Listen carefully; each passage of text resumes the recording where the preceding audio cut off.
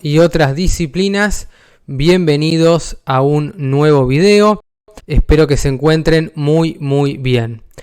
Bueno, este caso pasó hace aproximadamente un mes, pero nunca hablé sobre este tema debido a que me tomé unas vacaciones de YouTube. Y bueno, tiene que ver con el caso de Habana. Lo cierto es que Defensa del Consumidor terminó imputando a Habana por un caso de publicidad engañosa. ¿Qué fue lo que pasó? Estábamos en vísperas navideñas y como muchas personas no trabajaban en relación de dependencia y no recibían, o trabajaban en relación de dependencia pero no recibían una canasta navideña, Habana no tuvo mejor idea que publicitar que iba a entregar una caja navideña. Desconozco si había que pagarla o cuánto había que pagar. Lo cierto es que esto encuadraba claramente en lo que conocemos como información errónea o publicidad engañosa, básicamente porque esto era mentira, era totalmente apócrifo, algo inventado o, para que se entienda, una broma de mal gusto por parte de Habana. Recordemos que las empresas, los proveedores tienen que seguir las reglas de la oferta que establece el artículo 7 de la Ley de Defensa del Consumidor y la información tiene que adaptarse a lo estipulado por el artículo 4, es decir, tiene que ser adecuada, veraz, clara, precisa, detallada, y justamente esta información vulneraba los artículos 4 y artículo 7 de la Ley de Defensa del Consumidor, y fue por ese motivo que Defensa del Consumidor decidió imputar e imponer una multa contra Habana, justamente por esto, información errónea y publicidad engañosa. Cuidado con esto. Bueno, lo cierto es que, yendo más allá de este análisis, tenemos varios principios fundamentales del derecho civil que obviamente van a aplicar en materia de derecho del consumidor. El primero tiene que ver con el principio de buena fe, algo que hemos hablado un montón de veces, que hoy tenemos en el artículo 9 del Código Civil y Comercial y que anteriormente teníamos en el viejo artículo 1198 del Código de Vélez. Bueno, ¿qué es esto de la buena fe? Ahora lo vamos a ver por si es la primera vez que vieron alguno de mis videos. Como les decía, esto surge del artículo 9 del Código Civil y Comercial en general y en particular en materia contractual en el artículo 961. Es decir, va a haber buena fe dentro de un contrato, que es un acuerdo de voluntades entre dos partes destinadas a arreglar derechos y obligaciones. Por ejemplo, un contrato de alquiler. Yo, si alquilo, voy a tener la obligación de devolver la propiedad en las mismas condiciones y obviamente la obligación de pagar mes a mes lo que tenga que pagar. Y quien me alquila va a tener que llevar adelante distintos arreglos siempre y cuando le correspondan y obviamente tener en cuenta algunas cuestiones solicitadas por los locatarios, ¿no? Y entregar la cosa, el inmueble en buen estado. Bueno, entonces, ¿qué es esto de la buena fe? Bueno, justamente es obrar con cuidado y previsión, como decía el Código de Vélez, con la diligencia debida o esperada. Es decir, que yo tengo que obrar de una manera en la que no ocasione ningún tipo de daño hacia otro. Y ahí se vincula con este segundo principio de la buena fe, que es justamente el alterum non ladere, que es el principio de no dañar, cuando la Constitución Nacional, en el artículo 19, nos habla de no perjudicar a otros. Entonces, yo puedo hacer lo que quiera siempre y cuando no perjudique o dañe a un tercero. ¿Cuándo voy a dañar a un tercero? Bueno, por ejemplo, cuando ejerzo un derecho en forma abusiva, es decir, yendo más allá de los límites de la moral, las buenas costumbres y justamente la buena fe. Entonces, como pueden ver aquí, la buena fe engendra una norma jurídica completa que se eleva a la categoría de principio general del derecho. De suerte que todas las personas deben obrar de buena fe en sus recíprocas relaciones, adoptando un comportamiento leal. Entonces, básicamente que nos comportemos adecuadamente, en forma correcta, de la forma debida o esperada. La buena fe baliza el ejercicio de los derechos y compone una verdadera válvula del sistema por donde surge el elemento moral, posibilitando no solo la constante adecuación de la realidad socioeconómica, sino también la efectiva realización de la justicia contractual. Bueno, hay que distinguir lo que se conoce como buena fe subjetiva de la buena fe y buena fe objetiva. La buena fe objetiva justamente va a regular o funciona justamente como una regla de conducta o comportamiento fundada en distintos valores, como son la honestidad, la rectitud, la lealtad y la consideración de los intereses de la otra parte, especialmente en el sentido de no ocultarle informaciones relevantes. Si nos metemos en la órbita del derecho al consumidor, el principio de buena fe va a ocupar un papel muy importante como obligación en cabeza tanto del proveedor como del consumidor, es decir, los dos van a tener que obrar de buena fe, como buen consumidor y como buen proveedor. Es decir, hacer todo lo que tengan que hacer cumpliendo con sus obligaciones y ejerciendo sus derechos en forma no abusiva, justamente, porque la ley no ampara el ejercicio abusivo de un derecho.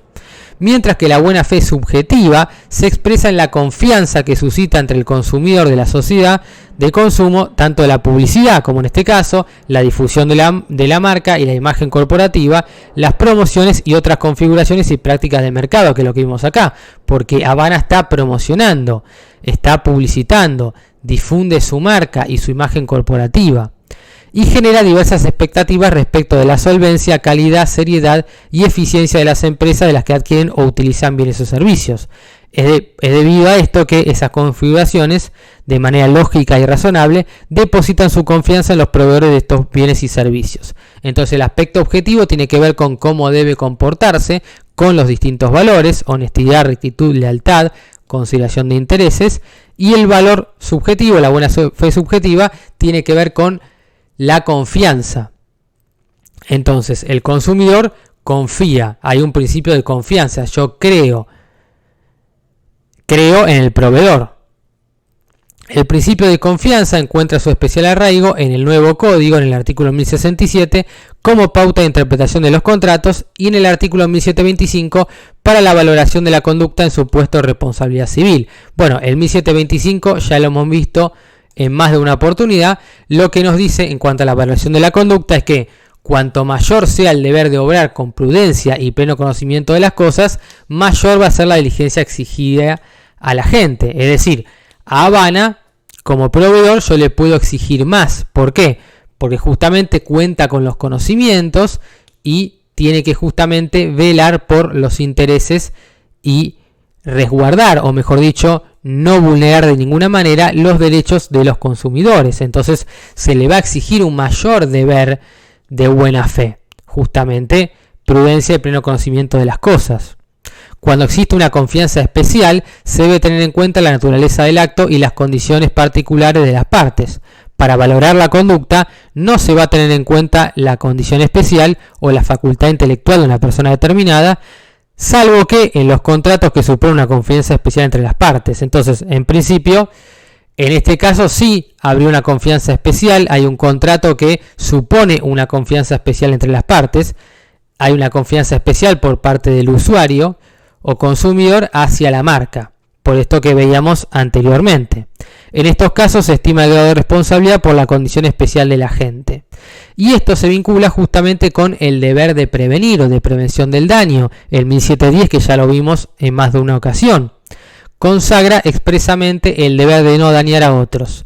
Bueno, esto tiene justamente su paralelo con el artículo 19 de la Constitución Nacional, que nos habla del principio de no dañar, el alterum non ladere. Entonces, a la hora de prevenir un daño, lo que tenemos que hacer es hacer todo lo posible para no dañar a otro. Entonces, tomar medidas, precauciones necesarias o suficientes para no provocar un daño. Es decir, no solamente hay que repararlo si se provoca un daño, sino que antes hay que hacer todo lo posible para prevenirlo, evitar que suceda ese daño. Y en caso de que si ya sucedió, hay que hacer todo lo posible para no agravar el daño, no incrementarlo o hacerlo justamente más gravoso. Hay que hacer lo posible para disminuir sus efectos, obviamente. Bueno, con esto tiene que ver justamente el deber de buena fe, que se vincula con el principio de confianza, que ya veíamos, artículo 1067, y recién veíamos el 1725. Bueno, aquí hubo un fallo de la Cámara de Apelaciones y Comercial de Jujuy. Y bueno, aquí nos va a hablar del concepto de daño punitivo, que es de lo próximo que estaremos hablando. Y de las condiciones de trato digno del 8 bis. Recordemos que el artículo 42 de la Constitución Nacional consagra los derechos de usuarios y consumidores, y entre ellos nos habla de la protección de la salud, seguridad y de los intereses económicos. Entonces, los derechos de usuarios y consumidores tienen raigambre o jerarquía constitucional porque claramente están estipulados en el artículo 42 de este cuerpo normativo, anteriormente 1198 y hoy actual 9 del Código Civil y Comercial. Bueno, hablando del artículo 8, lo cierto es que no se imputó a Habana por el artículo 8. El artículo 8 bis tiene que ver con las prácticas abusivas, el trato digno que se le tiene que brindar al consumidor. Cuando hablamos de trato digno, hablamos de un trato que no sea degradante, humillante o vejatorio. Y aquí, cuando hablamos de vejatorio, podemos ver algunos sinónimos: humillante, ofensivo, denigrante, insultante, ultrajante. Bueno, vemos que esto ha sido ofensivo o ha sido receptado o catalogado por los consumidores como algo ofensivo. Por eso entiendo que podría llegar a ser aplicable el 8 bis, porque la conducta de Habana podría encuadrar tranquilamente en una práctica abusiva. Esa es mi opinión. Lo cierto que se imputó a Habana por violar el deber de información del artículo 4 y las normas que tienen que ver con la oferta y publicidad del artículo 7, y no se habló acerca del artículo 8 bis. Bueno, lo importante es que se tienen que abstener de desplegar conductas que coloquen a los consumidores en situaciones vergonzantes, vejatorias o intimidatorias. Bueno, yo considero que claramente esta actitud lo pone en un lugar vejatorio, claramente por esto que les decía.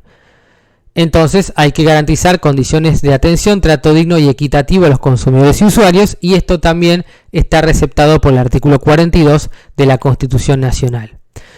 En caso de incurrir en este tipo de conductas, además de las sanciones que prevé la ley, que son las del artículo 47, también se puede establecer como multa lo establecido o estipulado en el 52 bis, que tiene que ver con el daño punitivo. ¿Qué es esto del daño punitivo? Bueno, lo tenemos aquí. Se refiere a incumplimientos lo suficientemente graves de obligaciones legales o contractuales del proveedor para con el consumidor. En ese caso, el consumidor va a tener que pedirlo. Esto es solo a pedido de parte. Esto quiere decir que el juez de oficio, por su propia voluntad, el juez no va a poder establecer el daño punitivo. Lo va a tener que pedir el consumidor como parte afectada. El juez podrá aplicar una multa civil a favor del consumidor. Bueno, cuando hablamos de multa civil nos referimos a las antiguas AS30 del 666 bis del Código de Vélez, que justamente las AS30 son multas civiles. Y obviamente se va a graduar, o el juez la va a fijar, teniendo en cuenta la gravedad del hecho y otras circunstancias del caso. Y va a establecerse esta multa por daño punitivo independientemente de otras indemnizaciones que correspondan. Es decir, puede corresponder una indemnización, por ejemplo, la del 47, inciso B, o alguna de las del artículo 47, y también esta de daño punitivo. Y en caso de que más de un proveedor sea responsable, van a responder en forma solidaria, sin perjuicio de las acciones de regreso o repetición.